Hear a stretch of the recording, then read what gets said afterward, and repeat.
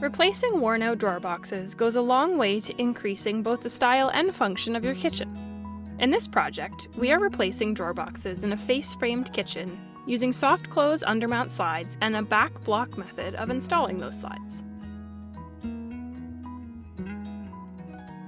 Measure the opening width from inside frame edge to inside frame edge. This is referred to as inside cabinet width. You will input the inside cabinet width onto our order form, and we'll use this information to build your drawer box to work correctly with the soft close undermount slides. Measure the opening height from inside frame edge to inside frame edge.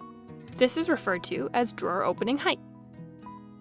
Soft close undermount slides sit underneath the drawer box, so you need to select a drawer box height that's at least 7/8 less in height than the cabinet opening. Measure the depth of the drawer opening from the front of the face frame to the back wall of the cabinet.